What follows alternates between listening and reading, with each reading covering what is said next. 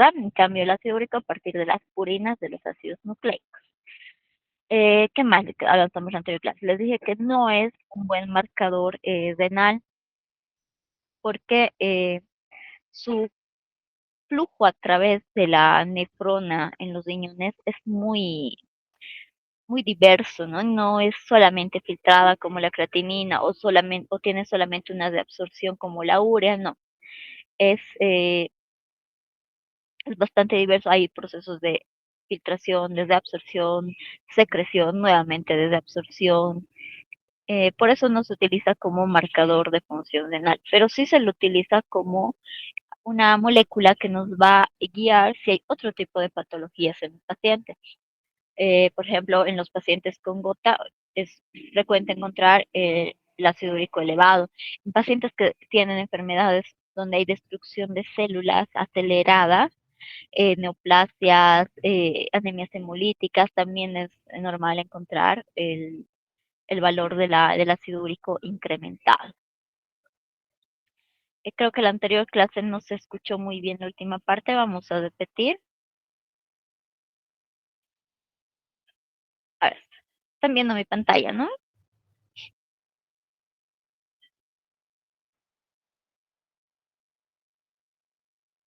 Bueno, esta es la excreción del ácido úrico o el flujo que sigue el ácido úrico a través de la nefrona en los riñones.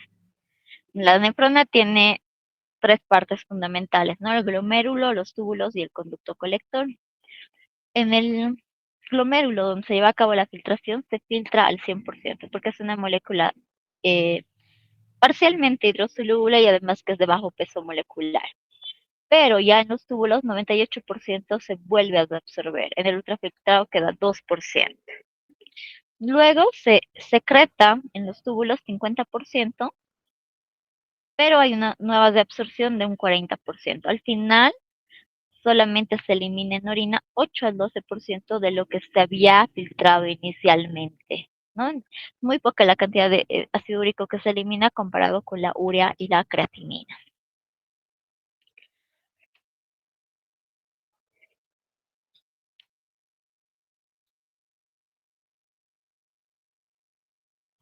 Bueno, les decía que deriva de las purinas, ¿no? Las purinas son las bases nitrogenadas de los ácidos nucleicos. Son dos tipos de bases nitrogenadas que hay, purinas y pirimidinas. Las purinas son la adenina y la guanina. De ellas deriva el ácido úrico, ¿no? Acá tenemos las purinas, las dos derivas son purinas, adenina y guanina. Vean que su estructura es bastante similar porque tienen como un origen común las dos moléculas, ¿no? Y abajo están la citosina, el uracilo y la timina. Estas bases nitrogenadas, purinas y pirimidininas, una vez que se unen con el azúcar ribosa o desoxirribosa y el fosfato respectivo, forman los nucleósidos o los nucleótidos. Ahora, la síntesis de purinas bueno, la fuente de purinas para el organismo puede ser exógena, porque a través de los alimentos consumimos, ya sean de origen animal o de origen vegetal, tienen purinas, serían en ácidos nucleicos, porque consumimos células de animales, células vegetales. Pero también hay una síntesis de purinas endógenas, ¿no? ¿Para qué? Para producir los ácidos nucleicos. Esto de la síntesis de purina tampoco es objetivo de este tema, ¿no? Solamente lo vamos a poner van a ver las reacciones que se desarrollan hasta la formación de ácido úrico, para que entiendan de dónde sale el ácido úrico. Las síntesis de purina, como decían ahí, tienen este nodo, se llama así, porque las purinas se producen a través de la adición de varias moléculas a una inicial, ¿no? Miren todas las moléculas que se van adicionando. El primer paso, segundo, tercero, cuarto, quinto, hasta formar los dos anillos respectivos de la purina. Esta es la primera reacción, si se quiere. La riboso-5-fosfato se fosforila y forma el fosfodietilfosfato. Lo primero que sucede en la formación de la purina. La segunda Este fosfodietilfosfato recibe, hay un intercambio con la glutamina y recibe su grupo amino y se forma una nueva amina que es la fosfodietilsamina. La glutamina le ha donado este grupo amino para formar fosfodietilsamina. Ahora, los siguientes pasos son de desfosforilación, por ejemplo, pierde el grupo fosfato, la fosfodietilsamina. El siguiente paso es se une, hay una nueva adición de un grupo externo, caso dado por el tetrahidrofolato formil o el formil tetrahidrofolato, que adiciona nuevas moléculas. Esas reacciones son continuas, una tras la otra. Y si están viendo, no hay participación de enzimas, son reacciones sin participación de enzimas. Es bastante larga la formación de la purina. Y al final tenemos esto, tenemos anillos comunes, un anillo común que se llama inosina monofosfato. Ese es el primer anillo que se forma, aquí pueden ver en esta versión, formamos la inosina monofosfato. La inosina monofosfato va a dar lugar a las dos purinas que conocemos, a la adenina y a la guanina. La inosina monofosfato ya es... Doctor, no se escucha bien el audio. ¿Ahora me escuchan? ¿Está mejor? Sí, doctora. Ya. La inosina monofosfato, les decía, ya es considerado una base nitrogenada. En este caso sería un nucleósido porque ya está unido al fosfato, que va a dar lugar a las dos purinas clásicas que conocemos, la adenina y la guanina. A la adenina, se transforma en adenina automáticamente, con la participación del aspartato, que le dona parte de su molécula. Y tenemos adenilsuccinato. Pierde, se rompe y se fragmenta a nivel del grupo amino, solamente la molécula queda con el grupo amino y toda la cadena carbonatada se pierde en forma de fumarato y tenemos un nuevo nucleótido que es la adenosina monofosfato. ¿eh? Es ya un nucleótido que contiene la base nitrogenada guanina. Ahora, por el otro lado, no es tan rápido. La inosina monofosfato no puede dar de forma inmediata lugar a la guanosina monofosfato, sino que un paso previo es la transformación en santosina monofosfato. Es una reacción de oxidación. La inosina monofosfato se oxida a santosina monofosfato. Posteriormente hay una donación de grupo amino a través de la glutamina y tenemos a la guanosina monofosfato. Este nivel, en este carbono, es que entra el grupo amino proveniente de la glutamina, con participación de energía, es decir, gasto de energía. Este es ya también un nucleótido que tiene como base nitrogenada a la guanina. Cuando los nucleótidos se deshacen de su azúcar y de sus grupos fosfatos, quedan como bases nitrogenadas. Entonces, es así que se lleva a cabo la síntesis de purinas y de sus respectivos nucleósidos o nucleótidos. Estas son todas las enzimas que en laboratorio participan en estas reacciones, pero en vivo no es necesario. Bueno, esto es lo mismo que hemos visto a partir, entonces, ¿de dónde salen las purinas? A partir de la ribosa 5-fosfato. Esa ribosa 5-fosfato en ningún momento se desprende de la molécula, queda como su azúcar y su grupo fosfato. Pero sobre esta molécula todas las demás que han ido viendo, el dióxido de carbono, el fumarato, la glutamina, van adicionando átomos para finalmente formar las dos bases nitrogenadas, adenina y guanina, a través del intermediario común que es la inosina monofosfato. Ahora, estas purinas que se han formado para dar lugar a los nucleótidos que forman los ácidos nucleicos están en continuo de cambio, ¿no? ¿Y eso por qué? Porque las células donde están presentes principalmente en el núcleo también están en continuo de cambio. Todo el tiempo las células no son permanentes, sino que se están renovando siempre. Hay células que tienen menos vida que otras, obviamente, pero todas están en recambio. Ese recambio de las células que van muriendo, deja en libertad a las purinas, a todos los ácidos nucleicos, ¿no? Y de ahí se va degradando el ácido nucleico hasta quedar purinas. Ahora, 90% de las purinas que quedan libres después de este proceso de recambio celular va a ser salvado, va a ser rescatado y reutilizado. El 90%. ¿Para qué? Para formar nuevos nucleótidos. El organismo no se da el lujo, porque son procesos que gastan energía, no se da el lujo de perder esas bases nitrogenadas que le van a servir para formar nuevos ácidos nucleicos. Y solamente el 10% va a transformarse en ácido úrico para ser desechado del organismo. Ahora, ese rescate de las purinas sí se lleva a cabo gracias a unas enzimas que se llaman enzimas de rescate, dependientes del pirofosfato ribosil, ¿no? O fosfodibosil pirofosfato. ¿Cuáles son esas dos enzimas? La hiposantina guanina fosfodibosil transferasa y la adenina fosfodibosil transferasa. Como su nombre dice, transfieren un grupo funcional de una molécula a otra. La hiposantina guanina fosfodibosil transferasa es una enzima que tiene dos sustratos, la hiposantina y la guanina. Son ambas son purinas. Y la adenina fosfodietiltransferasa solamente tiene como sustrato a la adenina. Gracias a estas enzimas de rescate, las bases nitrogenadas que han quedado libres nuevamente forman los nucleótidos respectivos para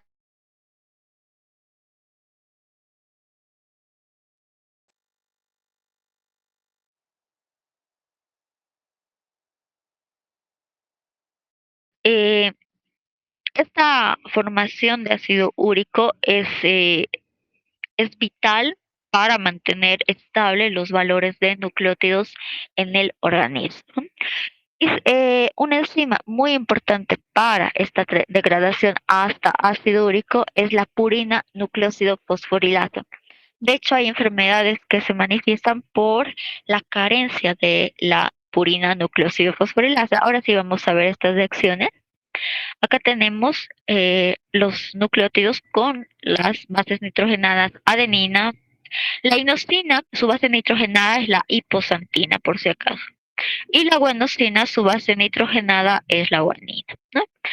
¿Estas de dónde han derivado? Pues han derivado primero del ATP, ha perdido su grupo fosfato, se transforma en ADP, luego en AMP perdiendo otro grupo fosfato y lo mismo los demás nucleótidos, hasta quedar solamente como adenosina, inosina y guanosina, nucleósidos. Ya no tienen el grupo fosfato, solamente tienen azúcar, ribosa y la base nitrogenada. Una vez que pierden su azúcar por la enzima que les decía, purina nucleósido fosforilasa, se transforman en purinas libres. Adenina, aquí está perdiendo la ribosa, hiposantina, pierde acá la ribosa y guanina. Estas bases nitrogenadas luego son atacadas por distintas enzimas. En el caso de la, vamos a ver acá, en el caso de la hiposantina, hay una enzima que se llama santina oxidasa, la transforma en santina, es un proceso de oxidación, se está oxidando la hiposantina y nuevamente por acción de la misma enzima santina oxidasa se transforma en ácido úrico. Es otro proceso de oxidación, son dos procesos continuos de oxidación. Ahora, la adenina y la guanina, ¿qué pasa? Primero tienen que transformarse en hiposantina, ¿sí? Sobre todo la adenina. La guanina, hay una enzima, se parte, se transforma en hiposantina para seguir el curso, pero también hay una enzima, la guanina de aminasa, que la puede transformar en santina y luego la santina oxidasa la transforma en ácido úrico. En cambio, no hay una enzima específica que actúe sobre la adenina. La adenina tiene sí o sí que transformarse en hiposantina a cualquier nivel. Puede darse esta transformación de adenina a hiposantina, o puede ser en su etapa de nucleótido o de nucleócido también. Es decir, por ejemplo, la adenosina monofosfato o adenina monofosfato puede transformarse en inosina monofosfato. Puede también darse la transformación a este nivel, a nivel de nucleótido, a nivel de nucleócido o directamente al nivel de la base nitrogenada, pero sí o sí tiene que transformarse en hiposantina. Y luego ya sigue en la misma dirección a través de la santina oxidasa. Y se forma el ácido úrico. Esta es la molécula de ácido úrico, tiene relación con la molécula de purinas, ¿verdad? Igual consta de los dos anillos, carbonos, con nitrógeno. Sus respectivos grupos aminos han sido sustituidos por el grupo carboxilo porque se ha ido oxidando la molécula. Ha perdido los grupos aminos para formar grupos carboxilos. Por eso es un ácido úrico. Estas reacciones se llevan a cabo en el hígado principalmente y una parte pequeña en el intestino grueso. Ahora, ¿qué cantidad se produce? En el hígado por día se produce entre 500 y 800 miligramos de ácido úrico. ¿Por qué en el hígado? Me dirán un poquito en el intestino, porque son los tejidos que tienen las enzimas necesarias para esta transformación. Los demás tejidos no tienen esas enzimas. Ahora, de todo este ácido úrico que se forma, el 70% es eliminado vía renal, ¿no? Entonces, es su principal forma de eliminación. Un 30% es eliminado a través de los intestinos, pero la principal vía de eliminación del ácido úrico es la renal, ¿no? Entonces, las mismas reacciones que habíamos visto.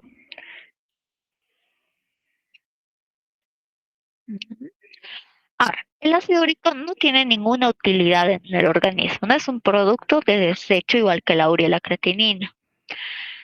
No es tóxico, es decir, si se va acumulando en el cuerpo no causa una toxicidad directa, pero el problema es que el ácido úrico es poco soluble, poco hidrosoluble. Eso quiere decir que se disuelve poco en agua, se disuelve pero poco, es decir, aumenta un poco su concentración y ya no se disuelve. Por eso que hay que mantener los niveles de úrico bajos, porque si aumenta un poquito, tenemos tendencia a que el ácido úrico cristalice y esos cristales que forme vayan a depositarse en tejidos blandos, ¿no? Y son cristales que producen lesiones inflamatorias. Esto puede ser en tejidos blandos como a nivel de la orina también, en los riñones, ¿no? En la orina, por ejemplo, les pongo acá un ejemplo. En una orina normal que tiene un pH de 5, el ácido úrico ya se vuelve insoluble, es decir, va a formar cristales a concentraciones mayores de 15 miligramos sobre decilitro. Entonces, una persona está eliminando más de 15 miligramos sobre decilitro de ácido úrico, seguro que en su orina y en sedimento vamos a ver cristales de ácido úrico. Y ustedes ya no sé si están viendo la parte de orina en práctica, son como unas agujas que se ven, como unos prismas en algunos casos. El ácido úrico parecen espejos por la defringencia que tienen, ¿no? Y son capaces de formar cálculos o piedras urinarias, el ácido úrico. Así se ven los cristales de ácido úrico en el sedimento de orina. Estos pueden formar este tipo de cálculos, son piedritas, se da por la acumulación de cristales en la orina. Forman estos cálculos que son duros, resistentes a las presiones que quieren romperlo. Por suerte, no es muy común la formación de cristales de ácido úrico, es mucho más común que los cálculos, que formen los pacientes sean de oxalato de calcio. El ácido úrico no es tan frecuente. Ahora, ¿cómo se trata esto cuando ya hay formación de cálculos o la cristalización de ácido úrico en la orina? Hay que hacer que el paciente tome mucho líquido, hidratarlo bastante para que igual aumente su diuresis, elimine más cantidad de orina. Y también se pueden solubilizar en un pH alcalino, en una orina alcalina. Entonces se le trata al paciente, se le administra bicarbonato de sodio para que su sangre solubilice De ese modo también ese bicarbonato pasa a través de los riñones, se filtra y su orina va a estar con pH alcalino. Sabemos que en el pH alcalino puede solubilizarse un poco más el ácido úrico. No, ustedes cuando vayan a ver en práctica, y aquí también vamos a ver en teoría, hay cristales que se ven en orinas ácidas y otros en orinas alcalinas. El ácido úrico es uno de los que se ve en orinas ácidas, ¿no? ¿Por qué? Porque ese pH, su tasa de solubilidad es mucho más baja que en pH alcalino. Ahora, ¿qué pasa en el plasma y en los tejidos, en los líquidos intersticiales de los tejidos? En un pH, entre un pH 7.3 y 7.4, que es el pH normal del organismo, la mayoría del ácido úrico, el 98%, ya está en forma de urato sódico. ¿Por qué? Porque se une al sodio de estos líquidos, tanto de la sangre como de los líquidos intersticiales. Y al formar urato de sodio o urato sódico es mucho menos soluble que en su forma de ácido. En concentraciones mayores a 7 miligramos sobre decilitro ya tiende a precipitar y formar cristales en sangre y líquidos intersticiales. Por eso de ahí el valor normal para adultos de ácido úrico es entre 3 y 7 miligramos sobre decilitro, ¿no? Sube un poquito más y ya tenemos ese inconveniente, esa susceptibilidad a que cristalice. Estos son los valores promedios según la OMS. En hombres adultos 3,5 a 7,2 y en mujeres adultas 2,7 a 6 miligramos sobre decilitro. En niños es un poquito inferior que en mujeres. Y se determinaría en orina, se debe utilizar una orina 24 horas, sería de 0,4 a 0,6 gramos de ácido úrico en 24 horas. Es menos que la cantidad que se elimina de urea o de creatinina, ¿verdad? El estadio en el que el ácido úrico está incrementado en sangre por encima del valor normal, ya sea para hombres o para mujeres, se conoce como hiperuricemia, así se llama, el aumento del ácido úrico en sangre. ¿Qué causas encontramos para que se incremente el ácido úrico en sangre? Todas aquellas enfermedades en las cuales hay un recambio acelerado de células. Entonces, al haber ese recambio acelerado, se está produciendo más ácido úrico porque más purinas están quedando en libertad, ¿verdad? Ejemplo de estas enfermedades: linfomas, leucemias, neoplasias, eso quiere decir cánceres, tumores cancerosos, el consumo de alcohol que daña el hígado, consumo de carnes también. Esto ya por la fuente exógena del ácido úrico. Si una persona excede el consumo normal de carnes, que son células musculares animales, entonces está consumiendo demasiado ácido úrico. Leguminosas o los casos de obesidad. Pero también puede verse incrementado el ácido úrico cuando el riñón está con función limitada o función disminuida. ¿Por qué? Porque hemos dicho la mayor parte del ácido úrico se elimina por el riñón. No hay otra, bueno, sí hay otra forma de eliminación, pero es mucho más pobre que la eliminación renal. Entonces, si el riñón está fallando, el ácido úrico no se va a poder eliminar de forma normal y sube en sangre. Estas causas que producen una disminución en la función renal son hipertensión, fallo renal crónico o insuficiencia renal crónica, si quieren, y toxemia del embarazo. Esta es la preeclampsia que llaman del embarazo. Todas ellas cursan con una disminución en la función renal. Y también hay unas causas extras de aumento del ácido úrico en sangre, ya más específicas: diabetes tipo 2, arteriosclerosis acelerada, insuficiencia cardíaca, cardiopatía, síndrome metabólico, enfermedad renal, uso de diuréticos, pero uso descontrolado de diuréticos, ingesta de alcohol y obesidad. Todos ellos en algún momento, llegando a cierto punto, pueden aumentar el ácido úrico en sangre. Ahora, el problema de que aumente el ácido úrico en sangre es la precipitación de los cristales de urato, ¿verdad? De urato de sodio, lo cual puede producir, como dice acá, gota. Esta es una enfermedad artrítica, también se llama artritis gotosa, ¿no? Los cristales de urato de sodio precipitan, y donde precipitan generalmente en las articulaciones más lejanas y más pequeñas, que son los dedos de los pies. al precipitar sobre estos tejidos, que no es su lugar normal, el tejido responde como si hubiera una sustancia extraña y desencadena un proceso inflamatorio que es parte de la respuesta inmune. Entonces se forma un proceso artrítico, una artritis que cursa con dolor e inflamación de la zona, tumor de la zona, ¿no? La artritis gotosa o la gota, al igual que la diabetes, por ejemplo, no tiene cura. Una vez que se ha diagnosticado en el paciente va a vivir toda su vida con gota. No se va a curar. Sí se puede controlar, disminuyendo el consumo de purinas en la dieta, eh, tal vez hidratándose más, pero no va a poder curarse. Y tiene intervalos en su enfermedad, intervalos de tiempo en los que está perfectamente bien y otros en los que eh, se, la sintomatología de la artritis como tal, el proceso inflamatorio es bastante fuerte. Aquí vemos los tofos, se llaman, los lugares donde se acumula los cristales de urato de sodio, donde precipita. Miren, forman, desencadenan una reacción inflamatoria. Estos cristales de urato de sodio que han precipitado van a desencadenar una reacción inflamatoria, que es parte normal de la respuesta inmune, pero que causa dolor. Este es un cuadro característico cuando hablamos de gota. El autor de este cuadro, James Hilley, que no sabía, él padecía de gota, pero no sabía cómo describir el dolor que sentía cuando le venían las crisis gotosas. Entonces, para poder un poquito que la gente se imagine, hizo este cuadro. Es un monstruo con varios colmillos que se está comiendo sus dedos o sus articulaciones en el pie, ¿no? Eso se siente en los estadios agudos de la enfermedad cuando vienen las crisis gotosas.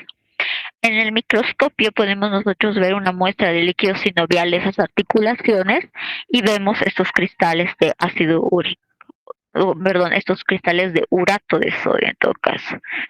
Se ven como agujas y el dolor a veces pensamos que es del cristal por la presencia de los cristales que tienen forma de aguja, no, el dolor que viene es producto del proceso inflamatorio que se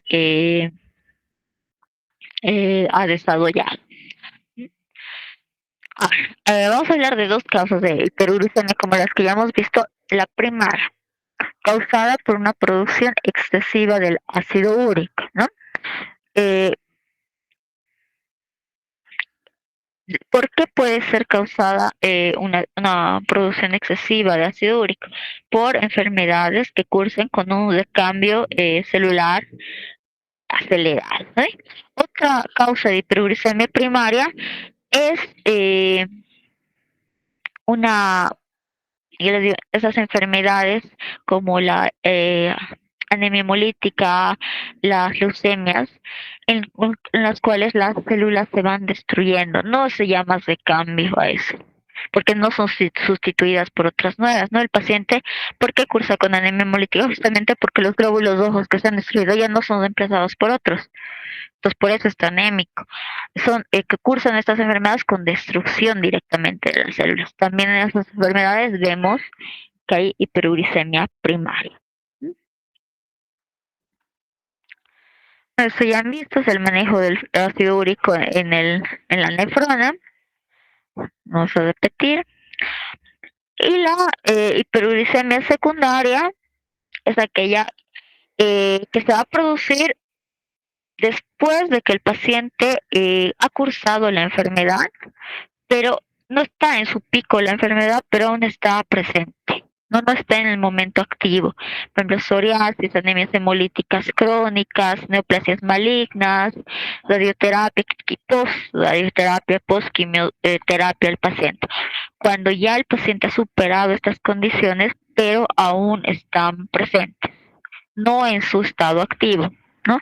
En este caso, estas enfermedades que también, como les decía hace un momento, ocasionarían la destrucción de las células, ahora se vuelven en enfermedades que producen un recambio celular también acelerado. Entonces, la hiperuricemia secundaria. Ahora, también hay deficiencias Estos ya son más síndromes hereditarios que pueden ocasionar gota por la acumulación de ácido úrico, por el aumento de ácido úrico. Una de ellas es, por ejemplo, la hiperactividad de la fosfodietilpirofosfato sintetasa. Esta enzima o esta hiperactividad de la enzima aumenta la síntesis de las purinas en general, tanto de la hiposantina como de la adenina y la guanina. Y como hay más purinas formadas, entonces cuando estas se tengan que degradar, también va a haber más ácido úrico formado que puede dar lugar a la gota.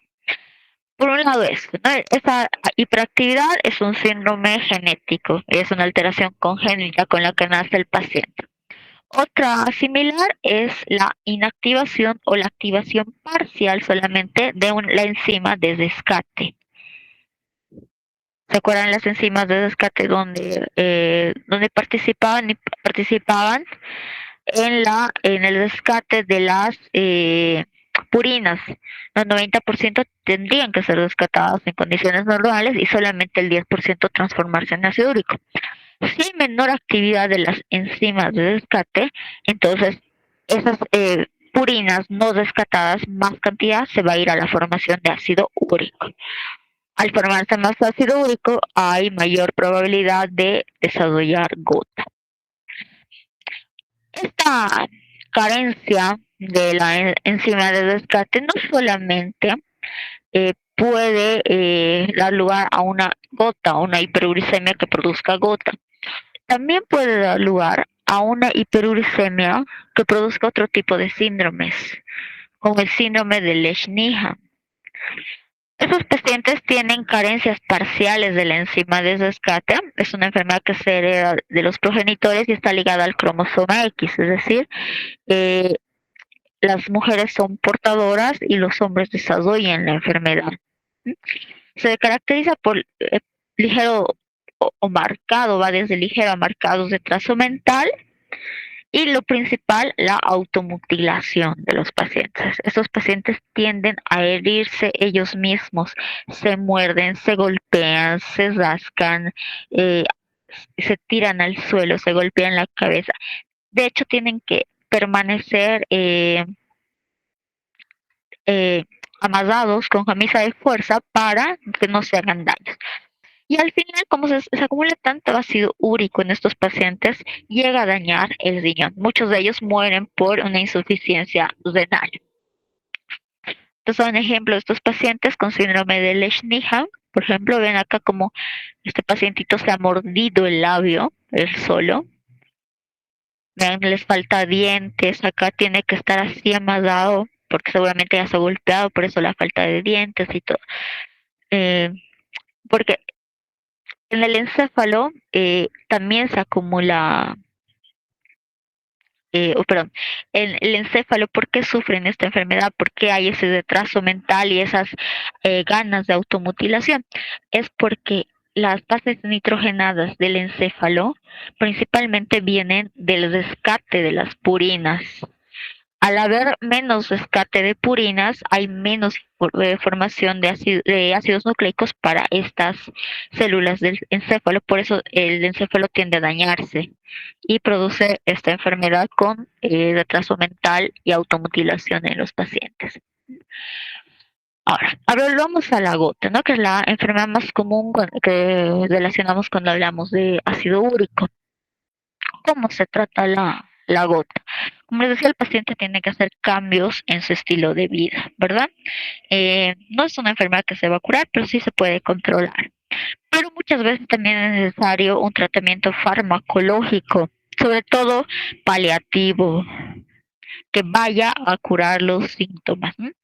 Entonces usan fármacos antiinflamatorios, por ejemplo, la colchicina ha sido especialmente desarrollada para las crisis agudas de la gota, para el momento de la artritis gotosa. Otros antiinflamatorios que se pueden administrar, pero con mucho más cuidado, la indometacina, el ibuprofeno, sin exagerar, ¿verdad? Sin consumir más de lo debido. Ahora hay otro grupo de medicamentos que son los uricosúricos, aumentan la excreción de ácido úrico a través de los riñones por la orina. Ahí tenemos como ejemplo el Probenecid. Un tercer grupo de medicamentos son aquellos que inhiben a esa enzima que participaba en la transformación de las purinas hasta ácido úrico, ¿se acuerdan? La xantina oxidasa. Si esta enzima está inhibida, ninguna de las purinas se va a transformar en ácido úrico. No hay producción de ácido úrico. Y un medicamento que se usa es el allopurinol.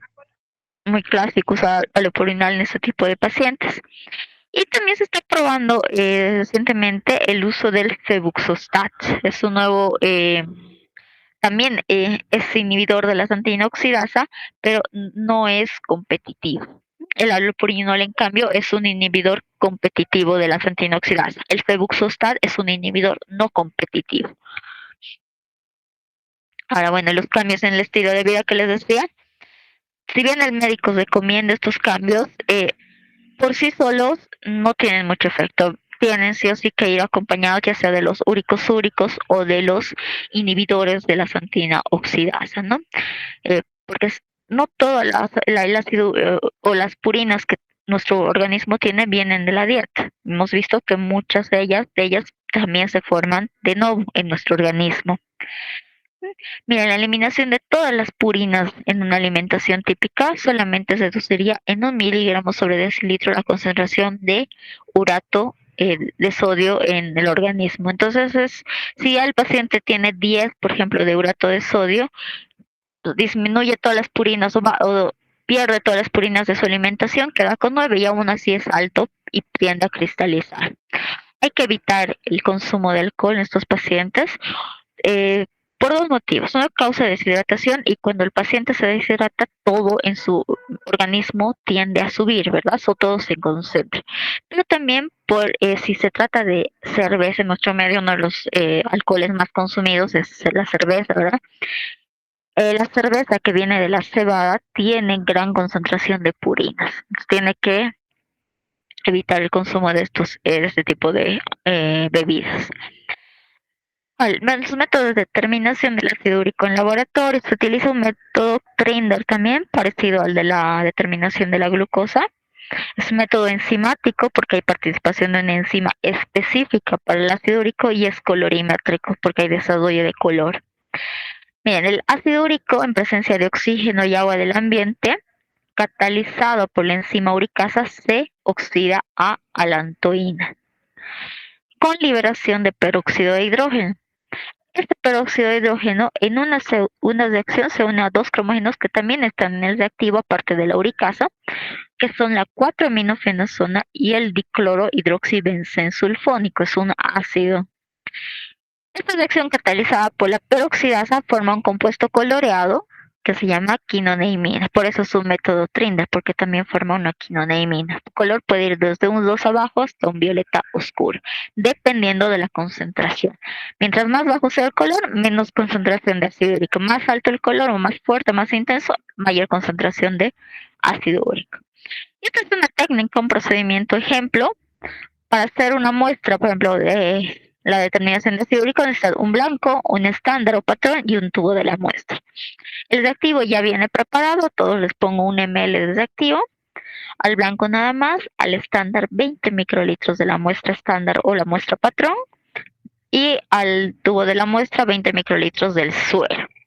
Casi siempre se trabaja con suero, salvo que el comerciante de los productos nos diga lo contrario. Bueno, se deja incubar 5 minutos a 37 grados porque hay participación de enzimas. Necesitan esa temperatura óptima para llevar a cabo la catálisis de la reacción. Y se lee luego 505 nanómetros, como en el caso de la glucosa, ¿verdad?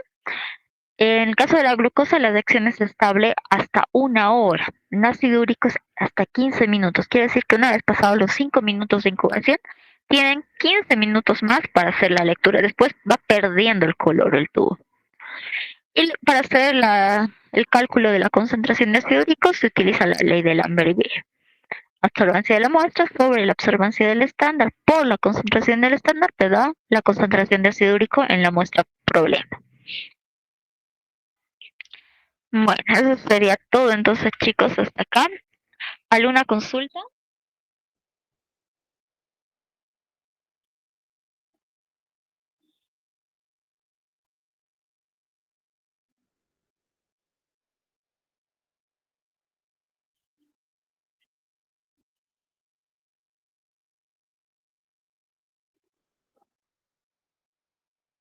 Bueno, entonces ahora vamos a empezar a ver una parte que también es un análisis que está relacionado con las pruebas de función renal. De hecho, es parte de las pruebas de función renal. Es el examen general de orina. Vamos a empezar a ver desde cómo se forma la orina, que ya hemos pasado en en estos temas que hemos estado viendo hasta ahora. Vamos a ver la composición de la orina, tanto anormal como normal.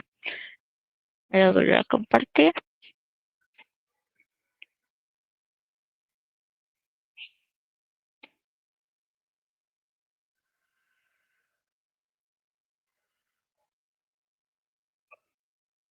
Ahí está. Composición de la orina y examen general de orina. Es el ego que conocemos, ¿verdad? Bueno, esto ya hemos pasado al empezar la unidad de pruebas de función renal. Los órganos encargados de la excreción de la mayoría de las sustancias en el organismo son los riñones, ¿no? Es un órgano par, está situado en la parte media y posterior del dorso, del abdomen dorso, y tienen un tamaño mediano, 11,5 en promedio de largo, de ancho 5 a 7,5 centímetros y de grosor un 2,5 a 3 centímetros. En condiciones normales tienen esos tamaños. Cuando están atrofiados, reducen, se contraen. Tienen estas distintas partes, bastante llegado el órgano, porque no olvidemos que filtra la sangre, que es absorbe, hay una absorción de la sangre hacia el ultrafiltrado, entonces tiene una arteria por donde entra la sangre, la arteria renal, y la vena por donde sale la sangre que ya ha sido filtrada, que ha sufrido los procesos de absorción o secreción. Su unidad funcional, la nefrona, también ya hemos visto, y sus distintas partes: glomérulo, túbulos, conducto colector. Las funciones de los riñones, ¿verdad? Síntesis, metabolismo, excreción. Y la excreción se da a través de etapas: filtración, reabsorción y la secreción, ¿no?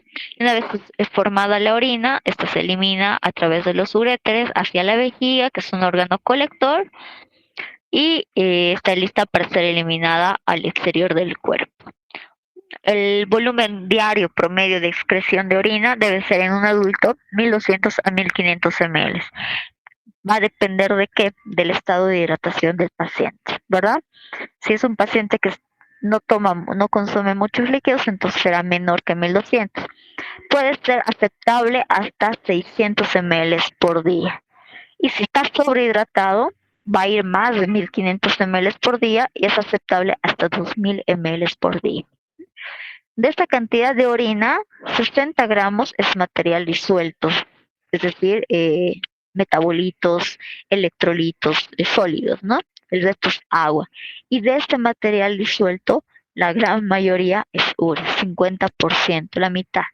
Todo lo demás está compuesto por creatinina, glucosa, todo lo que quiera, que puede verse también en algún momento filtrado en la orina.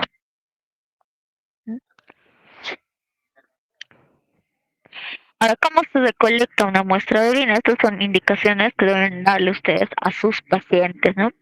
Hay tres tipos de exámenes que se puede hacer en una orina. Está el examen de 24 horas, que se utiliza para hacer determinación química de algunas sustancias en la orina, por ejemplo, de creatinina, para hacer el clearance de creatinina, proteínas, glucosa también se puede hacer. Después está la muestra para cultivo. Esta muestra sí o sí debe ser estéril, es recolectada en un envase nuevo y estéril. Y la muestra para el examen general de orina es una orina casual de una sola toma. Esto ya no voy a repetir porque les he mostrado, hemos hablado ya de muestra de 24 horas, qué cuidados tiene que tener el paciente, qué cuidados debemos tener nosotros y cómo debemos explicarle al paciente, ¿verdad? En qué momentos debe vaciar la vejiga, en qué momentos debe eliminar la orina que ha desechado o guardarla dentro de su recipiente de colección. Estas son las recomendaciones para el laboratorio. Los conservantes que se pueden utilizar, el más usado es el ácido bórico. Ahora, la muestra para urocultivo, el volumen no interesa, porque muchas veces justamente se solicita un urocultivo cuando el paciente está con una infección urinaria y no puede orinar más. Entonces, el volumen no interesa acá. Para los demás, para la orina casual, sí es un mínimo de 50 ml lo aceptable. Para el urocultivo no importa, pero sí tiene que ser recolectado en un envase estéril y con la higiene de los genitales antes de la recolección, tanto en hombres como en mujeres. Ahora, cuando no se puede, no se está pudiendo eliminar orina el paciente, sí o sí necesita un urocultivo, también se puede hacer a través de la aplicación de sondas o catéteres en la uretra, tanto en hombres como en mujeres, ¿no? Para obtener la muestra de orina. En caso de bebés, como también la recolección en ellos se complica porque hacen al pañal, entonces se puede hacer una punción vesical suprapúbica. O sea, se pincha con una aguja estéril a nivel de la vejiga y se obtiene la muestra, tanto en mujercitas como en hombrecitos se puede hacer este procedimiento. Pero tiene que ser personal capacitado, que tenga experiencia en la realización de este tipo de estudio, tomas de muestra.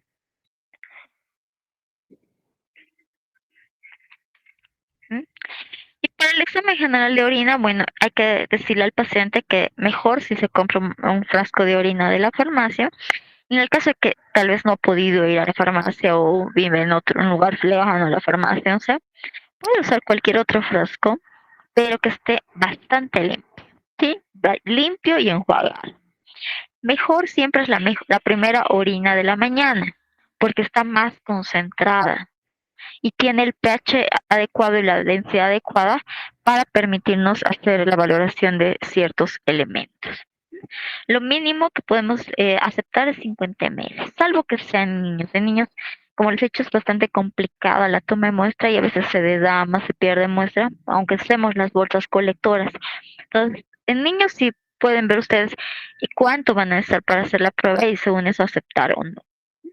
Los niños de colecta con bolsas colectoras, si es solamente un examen general de orina el que se va a realizar, no se necesita el uso de conservantes, porque se va a procesar inmediatamente.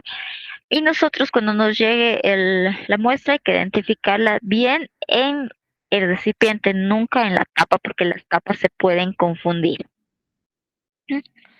Ahora, el examen general de orina que va a permitir hacer una valoración del sistema urinario completo, desde el riñón hasta la uretra.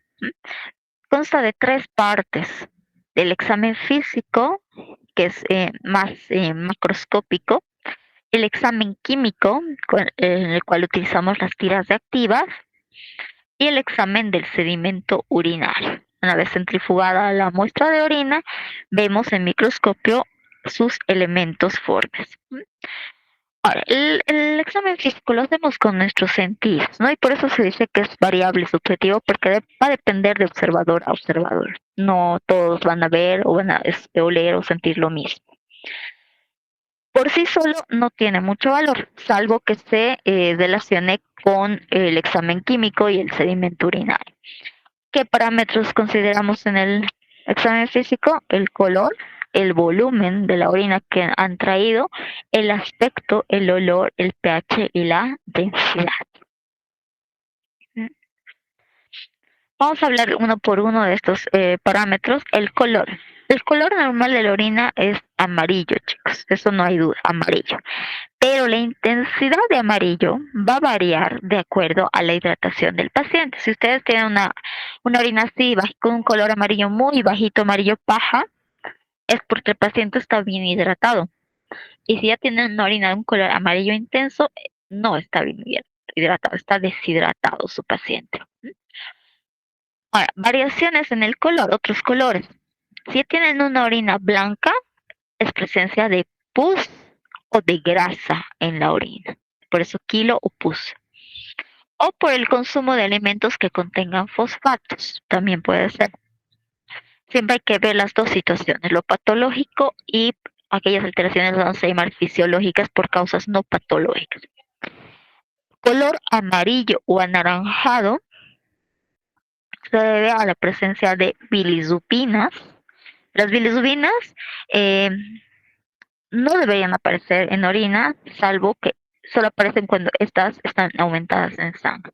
O también a la urobilina, que es un producto de la bilirrubina. Pero también podemos tener ese color amarillo naranja por el consumo de algunos medicamentos, por ejemplo, o alimentos, zanahoria, o alimentos que estén teñidos con colorantes, colorante amarillo, colorante naranja. Color rosado o rojo puede ser ámbar también, indica presencia de eritrocitos, hemoglobina o de mioglobina. La mioglobina es una proteína de los músculos, ¿verdad? O también podemos tener ese color rosado por el consumo de molacha, de algunos medicamentos, por ejemplo, el complejo B12, el complejo B, diré, o la vitamina B12 por sí sola, y colorantes alimenticios de color rojo.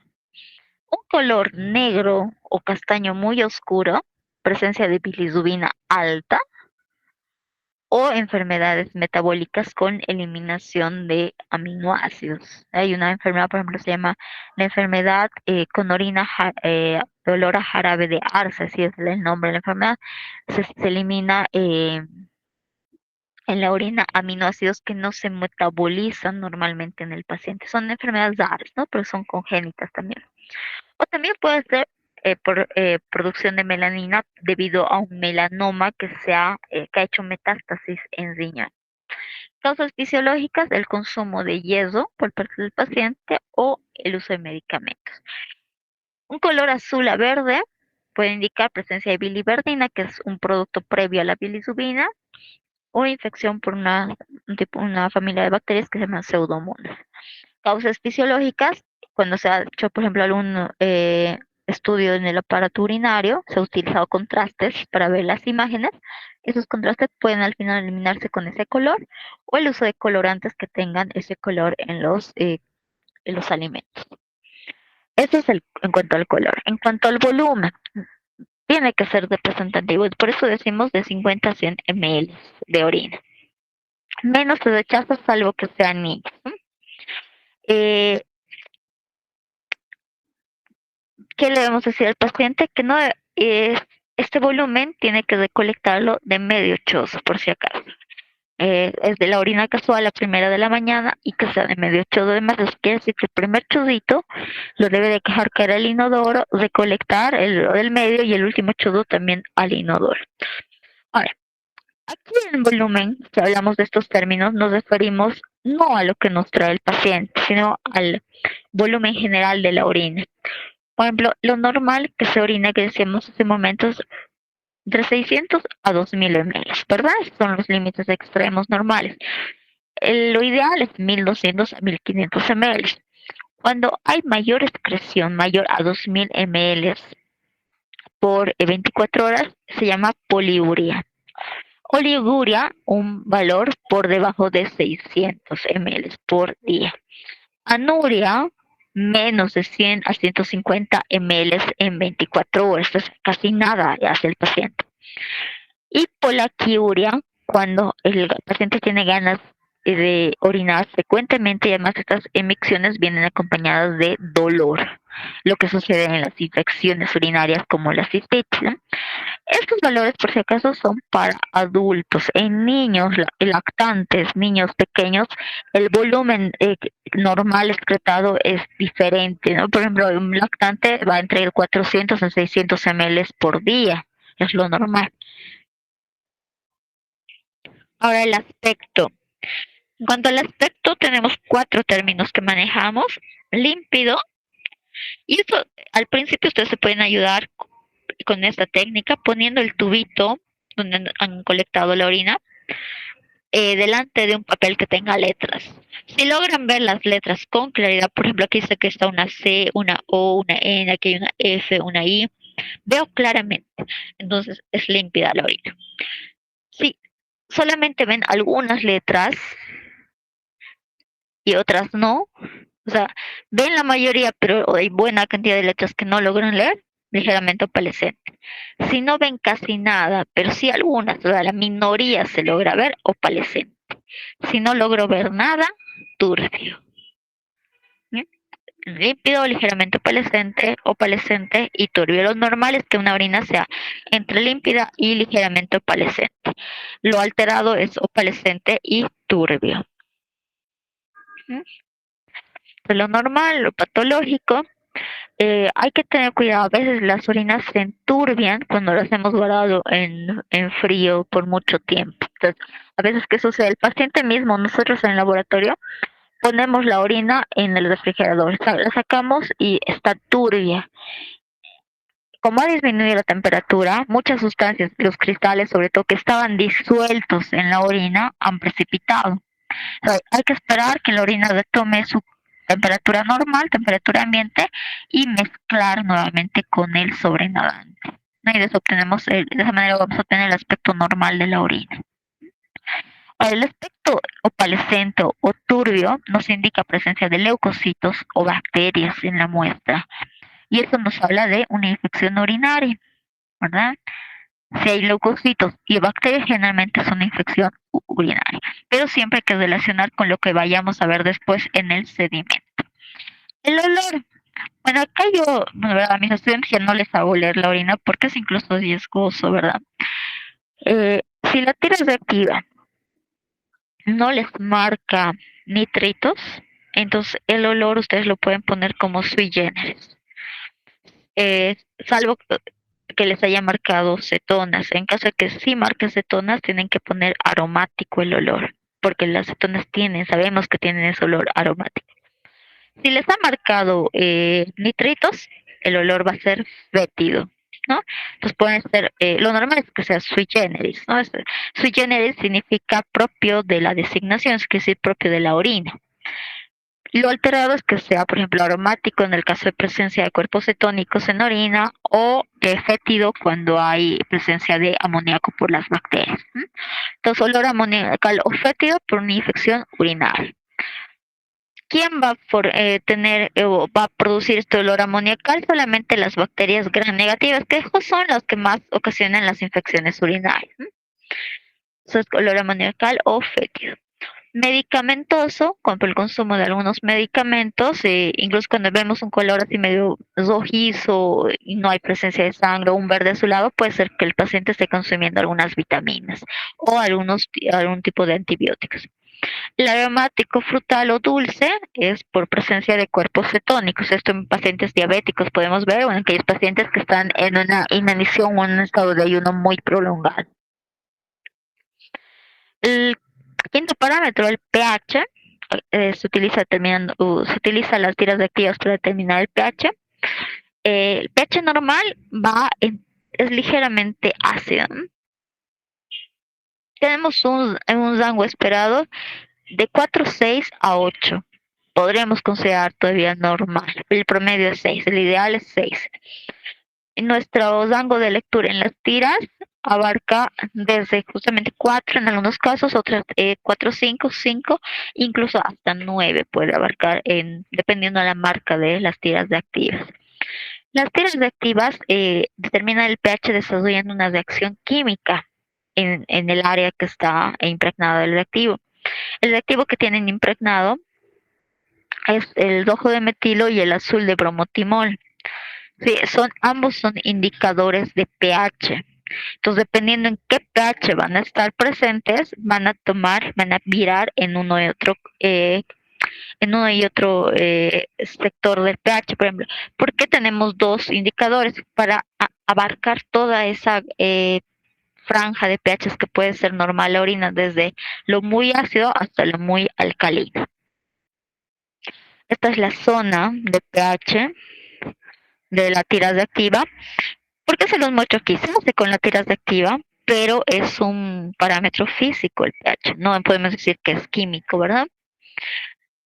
Empezamos por el valor de 5, 6, 6,5, 7, 7,5, 8, 8,5. En otros, como les decía, incluso puede haber 9 o puede haber más bajo, 4,5. Luego está la densidad o peso específico, esto comparado con la densidad del agua. La relación es la relación entre el peso de un volumen de orina respecto al mismo volumen de agua. Entonces, no deberíamos decir 1003, 1035, es 1.003 a 1.035 el valor normal para una orina. Lo ideal es 1.025, ¿no? Es en una orina casual. En una orina de 24 horas, desde 1.015 a 1.025 puede ser lo normal. También se hace con las tiras reactivas de orina. Y acá el fundamento, la tira reactiva en la zona de densidad o peso específico está impregnado de un químico que se llama metilvinil-éster. ¿Eh? Y un indicador de color, el azul de bromotimol. Este indicador va a virar de color de acuerdo al pK del metilvinil-éster, dependiente de la cantidad de solutos disueltos en la orina, porque la densidad depende de eso, qué cantidad de solutos están disueltos en la orina. Entonces, esa cantidad de solutos va a hacer que vire cambie el pK del metilvinil-éster, y ese cambio es detectado por el azul de bromotimol, que va a virar a un color diferente al inicial. La densidad o peso específico está aumentado en casos de deshidratación del paciente, porque la orina se llega a concentrar. Vómitos, diarrea, proteinuria, glucosuria. Este aumento de la densidad o peso específico se llama hiperstenuria. Y la disminución de la densidad o peso específico es debido a problemas de una orina muy diluida. Es cuando hay orinas muy diluidas, como en la diabetes insípida, que se pierde mucha agua, o sobrehidratación del paciente, ¿no? Se llama hipostenuria. Sabemos los dos extremos. Y que es el área de densidad específica o peso específico de la tira reactiva. Abarca desde 1.000 hasta 1.030. Lo normal, lo ideal sería 1.025, ¿verdad? También se puede usar, los laboratorios que lo tengan, el urodensímetro o urinómetro, que es específico, es un densímetro como cualquier otro, pero específico para las orinas, ha sido usado ya para orinas. Ahora, cuando se utilizan este urodensímetro, siempre hay que hacer una corrección por la temperatura, porque este urodensímetro está calibrado para utilizarlo a 20 grados centígrados. Por cada 3 gramos o 3 grados que aumente la temperatura por encima de 20, hay que aumentar a la densidad que hemos determinado el valor de 0,001. Entonces hemos determinado 1,020, entonces ya y la temperatura está en 23 grados, tendremos que ponerle 1.021, aumentarle ese valor 0,001. Y lo mismo si disminuye la temperatura 3 grados por debajo de 20. Cada 3 grados aumentamos o disminuimos 0,001. Por ejemplo, si estamos a 10 grados, eso es como, a ver, hasta 17 son 3, hasta 14 otros 3, hasta 11 otros 3. Por lo menos tendríamos que aumentar, disminuir en este caso, 0,003 al valor de la densidad que he leído con el urodensímetro. Y en el caso de que usemos ya este urodensímetro o utilicemos las tiras reactivas, también hay que hacer correcciones por la concentración de proteínas o de glucosa que pueda tener la muestra. Hay que restar 0,003 a la densidad por cada gramo sobre decilitro de proteína en la orina. Y hay que restar 0,004 por cada gramo sobre decilitro de glucosa, ¿no? Entonces, generalmente en las tiritas están estos valores de proteínas y de glucosa, están en otras unidades, puede estar en miligramos sobre decilitro, en gramos sobre litro. Hay que hacer la conversión a estas unidades.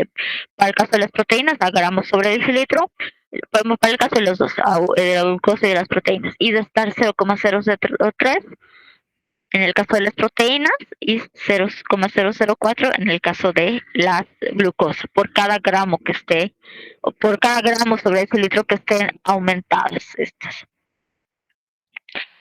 Bueno, hasta ahí vamos a ver hoy día. Esos serían todos los parámetros del examen físico. ¿Alguna consulta, chicos?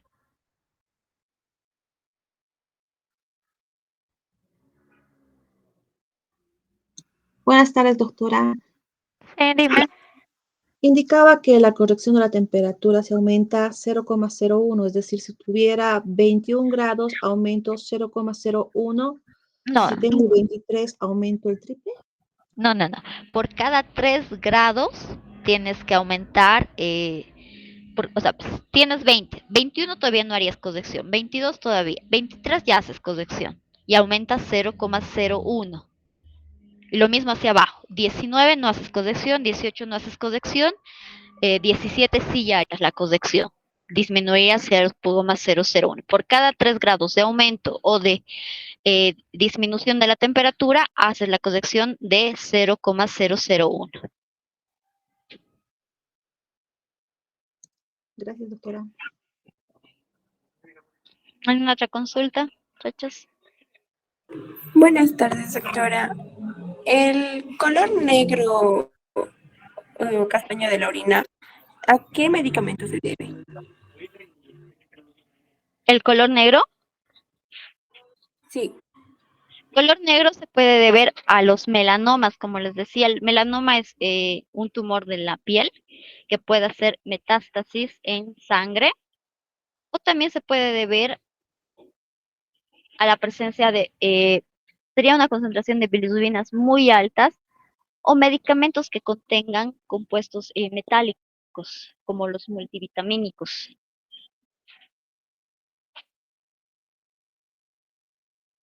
Los multivitamínicos, que generalmente contienen minerales más, si hay un abuso de estos multivitamínicos o suplementos alimenticios, puede verse el color negro por los metales presentes.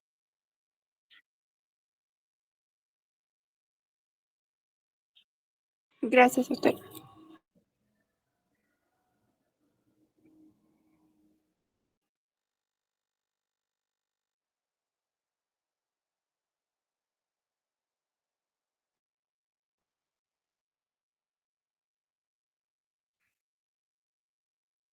¿Una otra consulta más, muchachos?